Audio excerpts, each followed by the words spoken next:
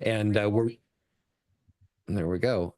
Really thrilled to be here today to join our audience. We still have people joining, but also to be joined by two colleagues in the industry to talk about this idea of driving global training adoption at scale and sharing some real practices, some real experiences here. And so just by way of introductions, Kirk, I'll ask you to kick us off. If you could just say a little bit about your role, your company and background, and then we'll jump in here. Yeah, hi everyone. My name is Kirk Shemlick. I'm with Diebold Nixdorf. I'm a director of their global banking sales enablement team. And one of the roles that I play many, but one of them is I'm over a very small training organization focused on our banking sales team within DN. Great, thanks, Kirk. And Cindy, welcome, and thanks for joining and going on numerous years. I can't even think back how long of a partnership that Intrepid and SRG and now SBI have had. But I'd love to have you introduce yourself and talk a little bit about your role as well. Absolutely. Thanks, Ray. Glad to be here. So I am with Intrepid by VitalSource, and we've had a long-standing partnership with Ray that we're very proud of. And so we are the learning platform to connect, practice, and build skills. Thanks for having me. That's great. Well, yeah, let's jump in because I know, and I saw some of the comments, I think this topic resonated with a number of our folks here. And, certainly part of the reason I think you're joining is to see what can we take away, what practical ideas can we share. So let me just share my screen here. Just a second. And I'll go through the agenda and just really talk about our journey. So I'm going to give a little bit of background on the program and kind of how we got to come together today to talk about this. We'll tee up the challenge and really the challenge that Kirk and Diebold was presented with in terms of training and the specific focus areas that they were looking at. And then how we put this solution together and crafted it specifically with some of those challenges in mind, and to be able to address it to a global audience across multiple time zones, multiple languages, geographies, and in a way that brought everyone together into this collaborative learning experience, as we call our CLX. So it's one of the things we'll dive into and talk more about with Intrepid as a learning experience platform. In my mind, it really takes the next level of the learning experience and the opportunity to engage going throughout. So we'll talk about the solution. We'll talk about how we measured, what we measured, how we measured it, and some of the best practices that Kirk and his team brought to bear, and what that did for our adoption, our completion rates, and satisfaction scores. And then we'll share some lessons learned and takeaways as we go forward. So let's jump in. I would encourage you to continue to use the chat as we go along. We love to make these as interactive as possible. And if you have a comment, if you have a thought, let's call it out. We'll stop if we can, or maybe take a speed bump along the way. But love to make this interactive. We will have a number of polls and chats as we go to get your input. All right, so I wanted to start with just a little backdrop here about this program in particular, because I think this is very relevant. And I wanted to share this because this is based on some commercial differentiation research that SBI has completed over the last year. So again, our research team goes out and looks at the market, looks at kind of buying behaviors and what's going on in the industry. And this was the result of over 600 B2B transactions that we analyzed last year, trying to look at what's different, what's changing in the marketplace, and what can we learn, what can we take away from that. And what was interesting is we found, and this is not doing the research justice, we'll put a link to it at the end if people want to dive in more detail, but at the very highest level, what we were looking at is where buyer friction comes in to a transaction, and how that helps or often influences and slows down deals, causes win rates to go down, really results in either a deal of smaller proportions, or sometimes the deal completely goes off track. And those friction points we categorized into these three areas. There's friction that we're creating ourselves as sellers. So the supplier created friction. Often that's we provide too many choices. There's confusion. There's too many people, 5 or more go-to-market reps calling on the accounts sometimes and confusing the discussion, not sure what everyone does. There's buyer friction, as we know, more decision makers involved than ever. In this study, there was an average of 12 stakeholders involved in those B2B transactions, and requiring consensus, requiring more executive oversight, even these transient decision makers, people popping in and out of the deal and kind of derailing things at the end. So we wanted to get our arms around that. And then finally, the environmental, the external friction. That's where things are changing rapidly. There's uncertainty in the marketplace, now more than ever. And these can be risky decisions. How do we help our customers de-risk that journey? And even the case of sometimes you get to the end of your sales cycle and you find out that the priorities have changed from when you started 6 months ago. So we need to be aware of all of those. Obviously, there's a lot to unpack. But what I really wanted to focus in on is when we think about those buyer-created friction points and all of the stakeholders, it really gets to, are we speaking to the right people? Are we engaged at the right level? And do we know what our customers care about? And so that's really what we're going to talk about here in terms of selling at the right level and selling to key executives, and why there's a tie-in to this particular topic and journey that we're going to go on together. So, if people have thoughts on this, I'd love to get an idea. Where are you all seeing friction in your organizations? Are you seeing some of these symptoms? Are you seeing some of these buyer characteristics? Cindy, I'll start with you. Are you seeing this across some of your other clients? I'd love to get an idea of, how the friction resonates with you. Oh, absolutely. Right. So I think the multiple decision makers, there's just so many more layers these days, right? When we go in and trying to figure out who we should be speaking with, right? So yeah, definitely seeing this. Yeah, so we'll talk specifically about how the content, in this case, helped to address some of that. Kirk, were you seeing that with some of your sellers? And obviously, sometimes you have a very complex sale with a lot of people influencing that. Were you seeing some of those challenges as well? No, absolutely, and that's where and we're going to talk about it further. Driving some training around that friction and that buyer friction that our associates were having, our sales team, getting them more comfortable so that they could, present themselves better and know how to present, when that buyer friction does exist. Absolutely. So yeah, I think it's relevant. And again, we'll refer back to this a little bit as we go along, and we'll make this resource available. But what I'd love to do is transition and talk a little bit about and get an idea from the audience today before we dive into thinking about training. But love to get from you all, and thank you, Amani. She's opening up the poll here. When you have a challenge that you're trying to address, and especially at scale, what's your primary method for delivering sales training? So are you primarily in person doing ILT? Are you, doing multiple virtual sessions over a period of time? Are you leveraging, exclusively e-learning and using that, or on the job, coaching, in the flow, if you will, or sometimes that's because of lack of other resources, we just figure it out as we go along? Or ultimately, are you putting together some sort of blended or collaborative learning experience? So, love to get, yeah, I saw Jennifer's comment, the all of the above. And I guess that would be a blended, right? If you're blending those together. But yeah, I think what we're getting at here is, what's the primary method? What are you currently doing, just to get a pulse of the audience? Cindy, I know you talk to hundreds of different organizations in the learning and development space. What are you seeing in the industry, and is this changing across some of your customers? Yeah, Ray, it's a great question. And I think the poll just just came out. I would agree with Jennifer. We're seeing an all of the above, right? We really are seeing a blend of modalities to solve critical skills, right? And to be able to do it in scale.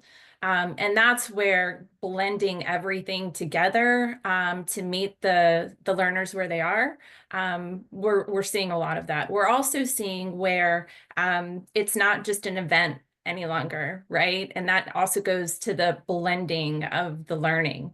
Events are great, but what do you do before that and after it to reinforce the learning? So we're seeing a lot of these journeys, which we're actually going to get into in a little bit, where you're able to space out the learning and make it stickier. Yeah, and the majority of the audience, 43% at least, said blended or some sort of collaborative learning, followed, I guess, by VILT, kind of traditional. Kirk, I know in your case, we'll get into this in more detail, but you were looking at an option that would allow you to scale. Is this representative of kind of what you see across Diebold in terms of different ways to deliver? Yes, no, we kind of try and touch on, a lot of these, because again, hands-on live is great, but as a global company, that we are, to get that scale and to get the real value out of that, we do a lot of e-learning, activities as well. Yeah. Well, and I think what's relevant, and we'll get into, is even if it's blended or collaborative, how intentional is that? And to your point, Cindy, the before, during, and after, the integration, the communication, everything goes with that. It needs to be a really thoughtful process where we're not just throwing out a bunch of different modalities, right? And it's one of the things we'll get into. So, let's tee this up and talk a little bit about the challenge that you were faced with, Kirk. So, I know we've been working together now for a couple of years, and we're talking about some of the specific training challenges that you were confronted with, both for content and delivery methods.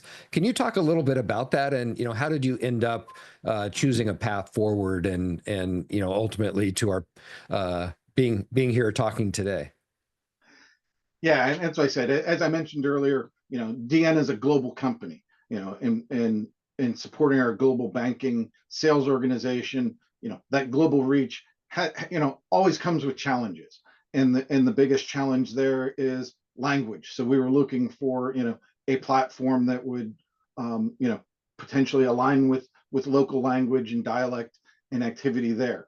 Another challenge that we absolutely have is, and we're blessed with, we have a very tenured sales organization. So it was also looking for a solution that, that would appeal to, someone who has 20 plus years of experience at DN, but also as well, aid anyone that was less than 5 years or a new hire. So, and we'll get into a little bit more detail here, but those were two challenges. And the third one was finding a platform that really kept our associates engaged as well, and provided them ease of use so that they could, potentially do the training, on their laptops, but as well, while they're traveling, have access to activity on their phones so that they could easily remote in and do activity, and do the training, at their convenience as well to access the platform. Well, and I think those are challenges that we see across a lot of our clients. And Cindy, I'd love to get your take on this as well. We see a need for localization at least, and or translation services. So it needs to be relevant for that particular geography or territory, and sometimes in the native language. It needs to be flexible enough to address a broad audience, because you had a large cohort that you wanted to take through. You didn't want to bore the senior people, but you wanted them to engage and share their lessons and feel like there's some value in it, and then have others be able to learn from them. So I think that connection point was critical, and then bringing it all together in a way that you could really manage it at scale. Cindy, how does that, compare? What are you seeing across some of your customers? Yeah, right. It's Kirk, you couldn't have said it any better. Being able to meet learners where they are, whether it's at a desk, on the road, going on a sales call in your case, and then being able for them to actually consume the learning. We have a lot of global clients that, this is how they are doing their training. The sales force is out doing the training. They're learning the nuts and bolts. And when they come back, they can actually share what they're doing, right, with each other on the platform or maybe a live virtual. And all along, they're applying the learning throughout the journey. So, yep. Yeah. No, that's fantastic. And so, that kind of teed up what the mission, should we choose to accept it, right? That we were presented with, and how do we address that most appropriately?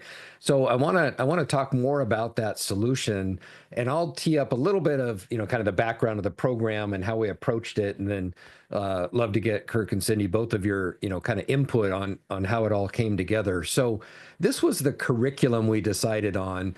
And again, as Kirk said, with this audience, there was really a need to, kind of get to the next level, if you will, both skill-wise and when you're selling. Are we getting to power? Are we getting to those executives? Are we elevating the conversation? And then what do we say when we get there?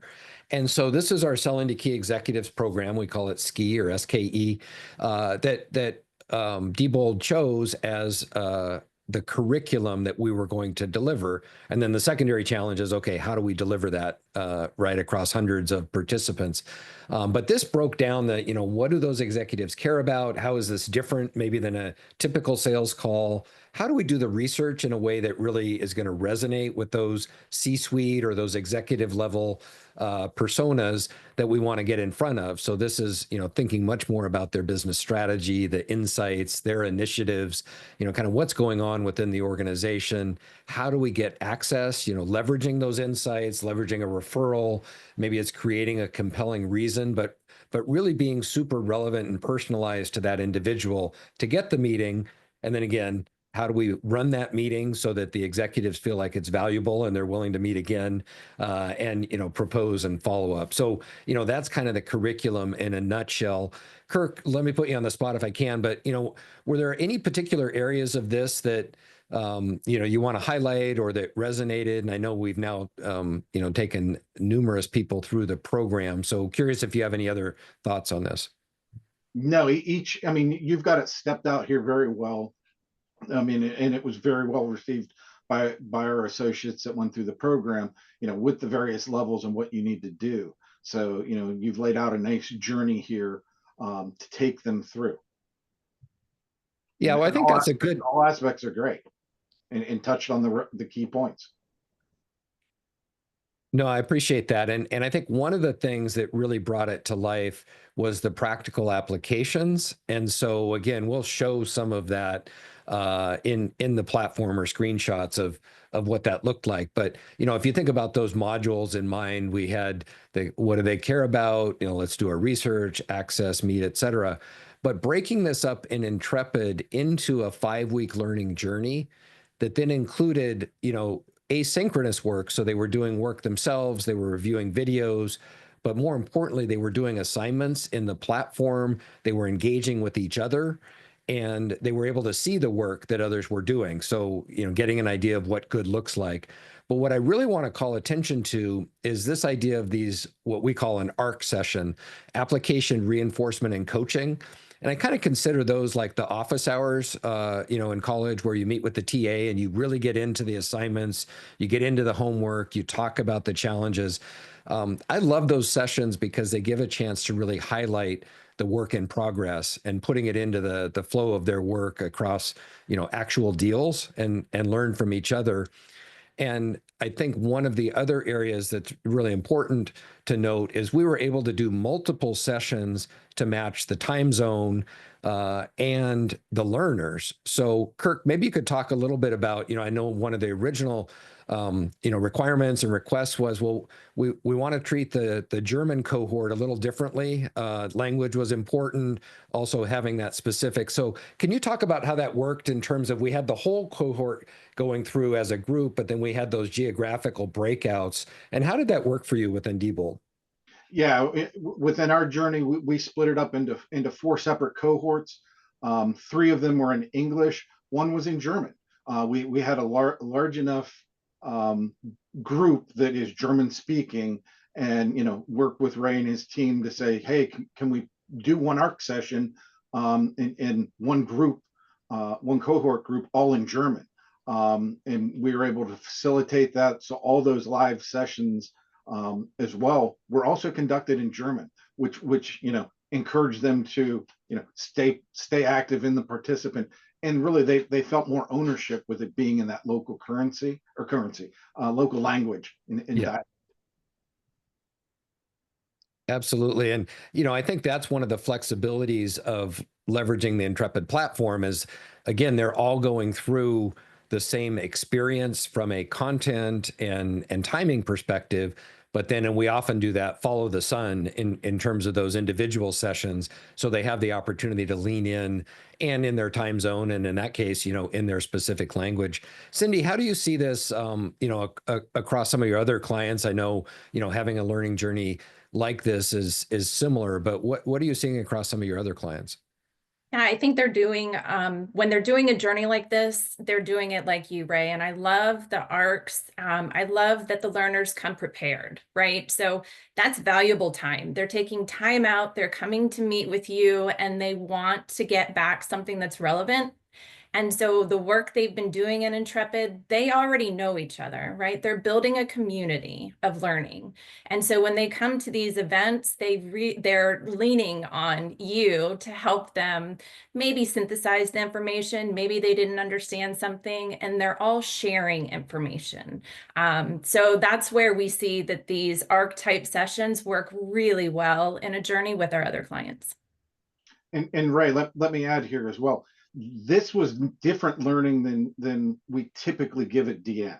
Because again, typically, when we give training, it's here's these 5 sessions, you show up to the session, and I'm going to teach you everything in that session that you're going to learn, for that phase of it.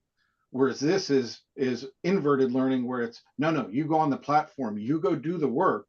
Now let's meet and discuss what you've learned and interact with what you've learned, and seeing the interaction in those sessions across associates, where they're, as we've said in a lot of the sessions as well, the best teachers in our sessions were our own associates, being able to see questions and interact with their peers and say, hey, you're raising a question, I know the answer, or here's my experience with how I deal with that in my world.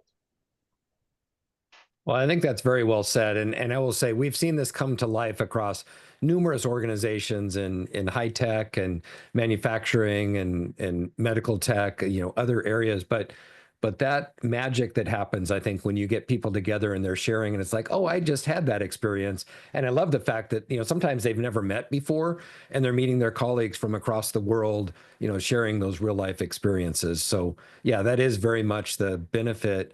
And again, in the platform, we can see the work they've done. So we always curate that and we show a few good examples. We don't call out, if somebody's struggling, but that's done in moderations by a moderator each week. We have somebody going in literally every day and reviewing the work and commenting and responding.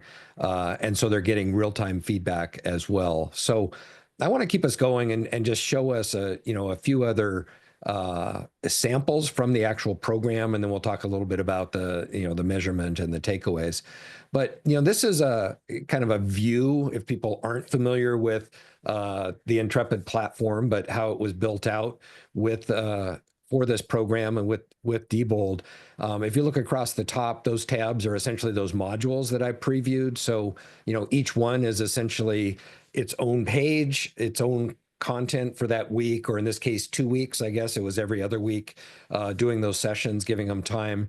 And then there's a combination of videos to review, maybe some content tiles that they can read or consume, references or resources we can add.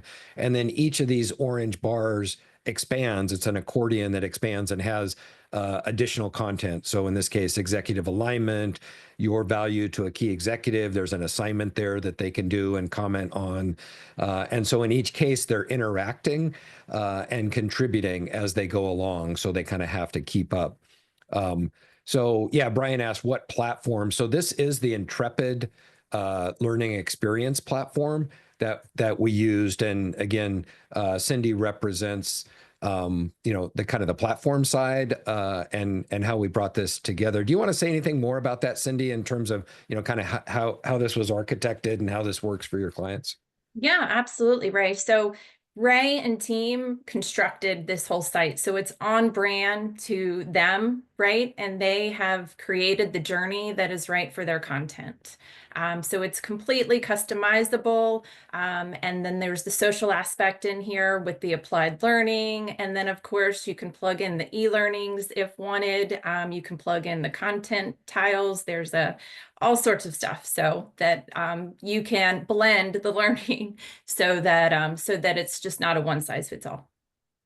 And let me add to that, right, as well at the top where you show the various components and the various learning journey across there.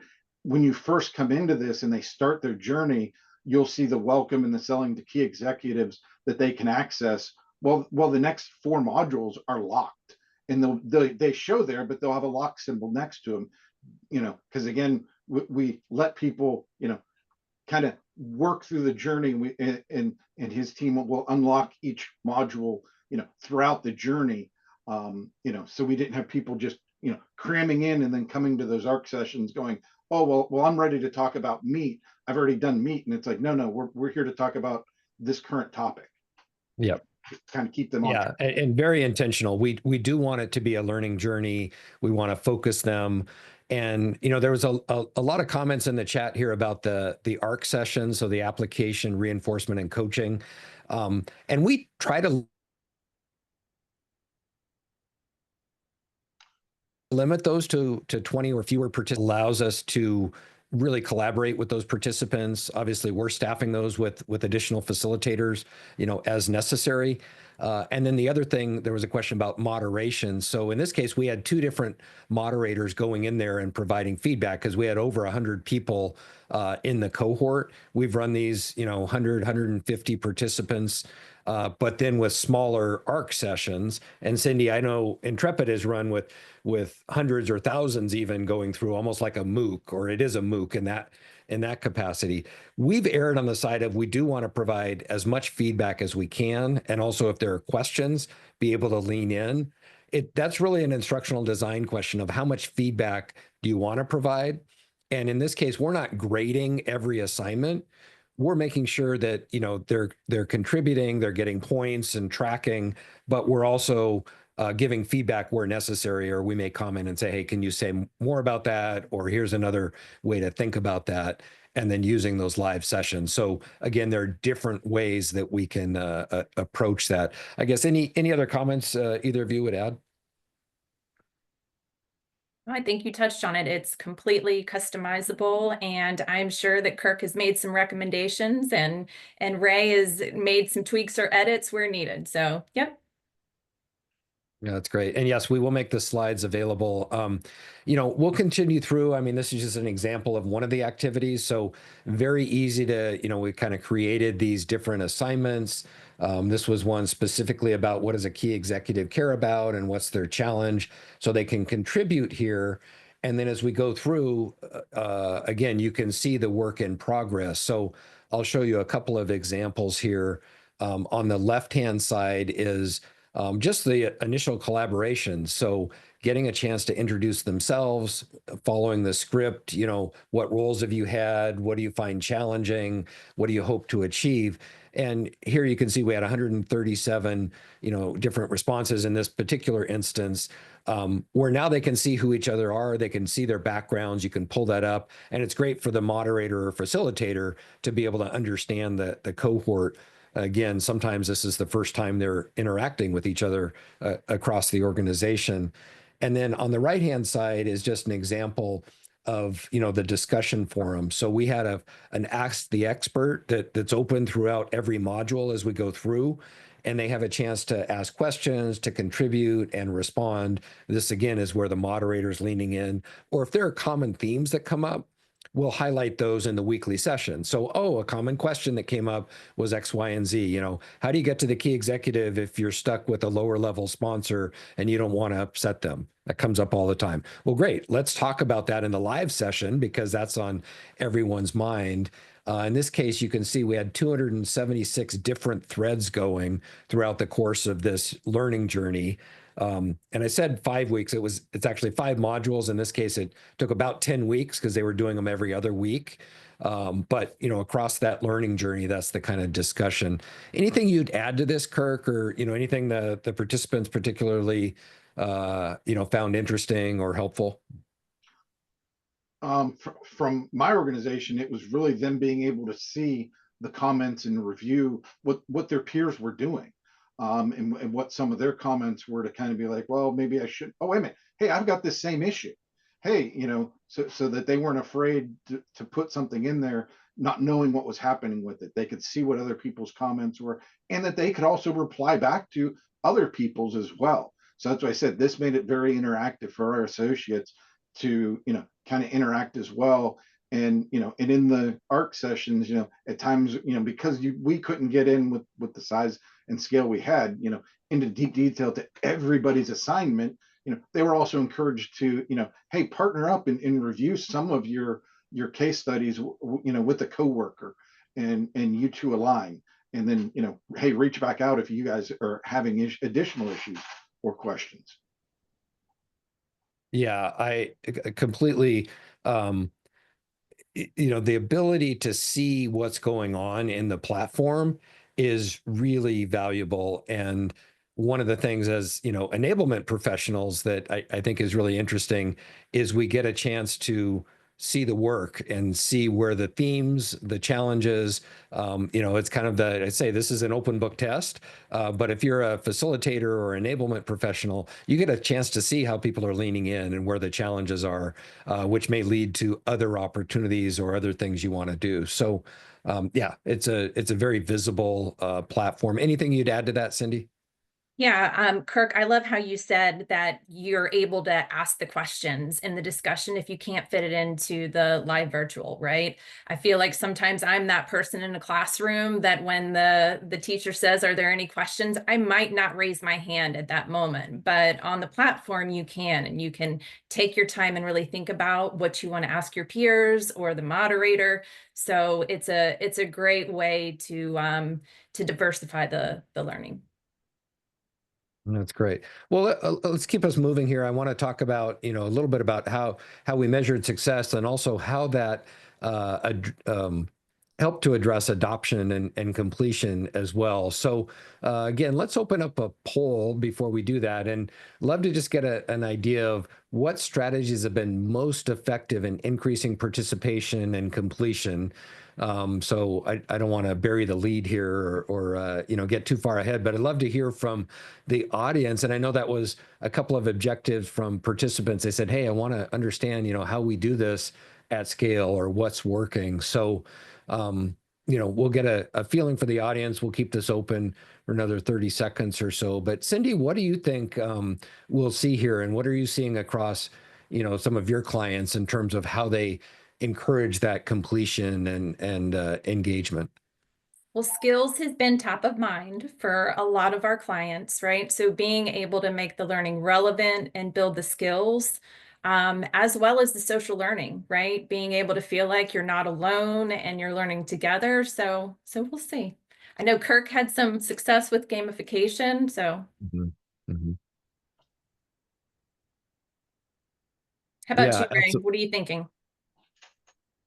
yeah. I mean, I think, well, we will get to what we saw as being very effective. I think it's both addressing the end challenge of are we creating behavior change, and also are we encouraging people to lean in and to really do the work. And we know, especially during COVID, where a lot of people pivoted to just e-learning or VILT, was really hard to get that engagement. Like people didn't want one more meeting on their calendar, or they didn't want to be told, hey, you got to take this 3 hours of e-learning. I mean, the completion rates, frankly, were pretty abysmal. And so I think it's, and somebody said in the chat, I wanted to select a couple of these, right? So again, it's a multi or all of the above. And I think that's what we're seeing is the ability to combine these into a learning journey and experience is probably the best approach. And we'll talk about that. Are you guys seeing the results here? No, not yet. I'll share this. Yeah, so I think skills building, practice and real world application is most prominent here. 48% of our audience, followed by gamification and then peer learning, or maybe haven't focused on it. And I think practice needs to be a part of it. Looking at how do you do that at scale, and is that something that even they can record a video and upload it to the platform, or get feedback from each other on that sort of thing. How does this resonate with you, Cindy, from what you're seeing? Yeah, no, it's the skills building, right? Those critical skills, and how do I do that in the flow of work, right? That is relevant, and how do I see that? How do I know that my sales force is working on this? So it aligns with what we're seeing. Yeah. And Kirk, within Diebold, I mean, it strikes me that you're kind of doing all of these things, but how does that compare with what you see from the gamification and then the practice application? Yeah, and that's what I said. For us, the key is ultimately that skill building, but to get them there, the peer driven learning that was available here, as well as the gamification, really helped. I'll say push people is what we were seeing to get that skill building. They wanted to keep up with their rest of their cohort that they were in, and their peers. And as we know, and I'll probably repeat it later, salespeople by nature are competitive. So the gamification element of this training was very beneficial to us. Yeah, and in some ways, it's a means to an end. Like you said, you got to get them there. You got to get them to practice, or you got to motivate them to actually lean in and do the work, and then we'll see the outcomes. So, let's talk a little bit more about that. One of the things that I think was very effective in this case was leveraging the points tracking, and we created a Credly badge that participants receive when they complete the program with a minimum threshold and kind of do the assignments. But what it allows us to do then is assign points. So, engaging in a discussion is worth points. A mission, so a specific question or challenge, is 50 points. Doing the assessment before and after is points, and then particular assignments. So that may be kind of a larger tasks that they have to complete, or applying it to, in this case, to their own account and creating that planner. But what we found, because again, we can track this week over week and we have thresholds at each week, is we were able to see who the top participants were and where they came out. And so, we anonymize this, but you can see we get a chance to highlight. What's remarkable about this is the number of people that got every single point that was available. And we'll get to that on the next slide. But I love being able to celebrate those who are really leaning in. We get a lot of questions back like, hey, I'm missing 10 points. What do I need to do? And, they want to make sure they're competing and getting on that leaderboard. For us, it really drove adoption across all of our programs when we implemented this type of strategy. And we'll get to that with Diebold in terms of some of the work that Kirk did. But this is just available in the platform, so it's easy to review. They can see each other and who's on there. But Kirk, let's talk a little bit about the tracking you did, because we know that success comes from good sponsorship and visibility and leaders kind of leaning in.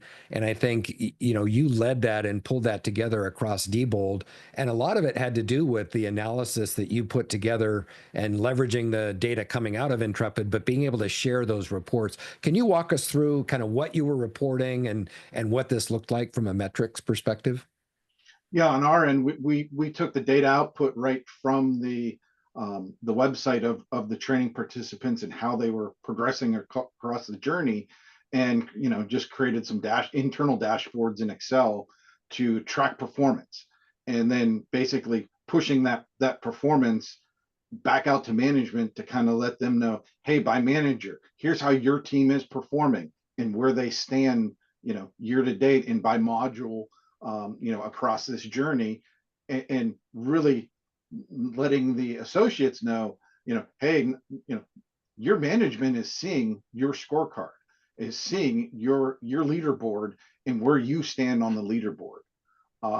So leveraging that as well helped drive our participation in this effort. And as you see, in the end, we took 139 people across Europe and at MIA last year through this learning journey, and 96% of them earned the badge. They completed 70% or more, and you can see we kind of did a green, yellow, red.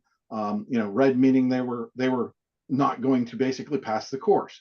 Yellow, they were performing the minimum, or just above the minimum, and we're going to pass. And then really the green is really those that are really getting the most out of the learning.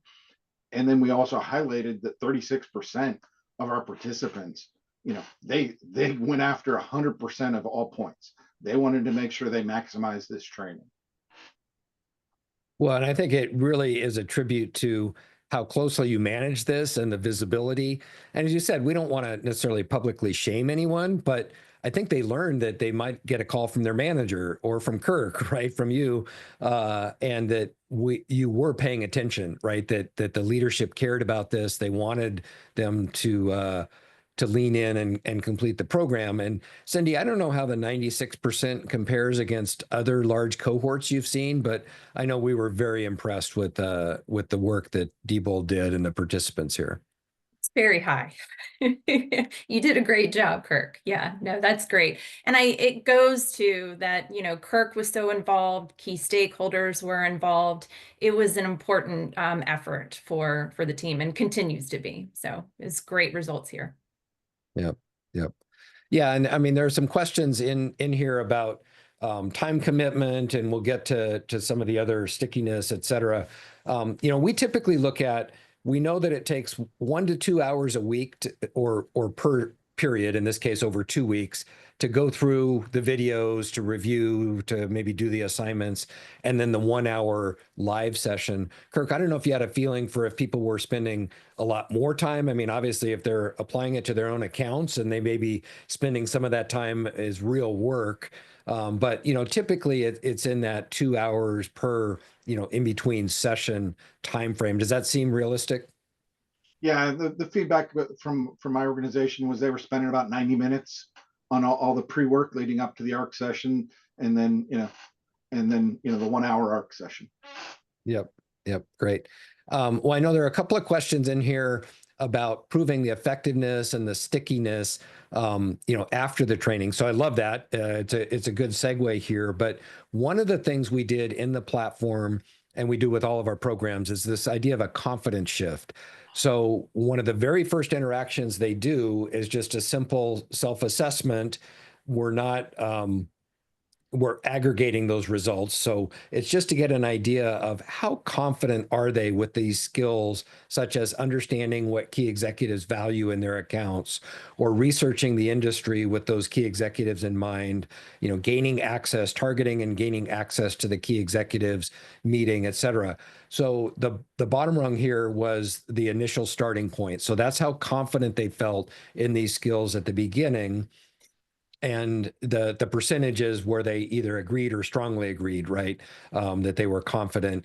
And then the lighter blue is after the session, how confident did they feel? So you can see some pretty remarkable, 63% of the cohort felt they were confident or strongly agreed they were confident in gaining access to those executives before, and that was up to 92% at program completion.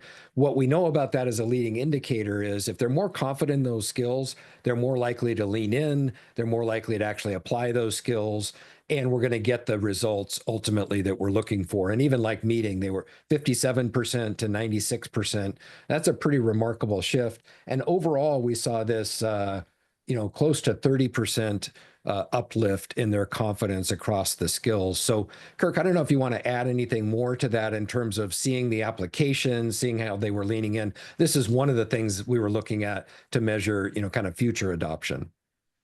Yeah, in our case too, that's why I said we did some internal polling as well, and we got excellent feedback from our sales associates that went through this training, which is reflective in this. It's reflective in how many completed the course, as well as how they felt after the course.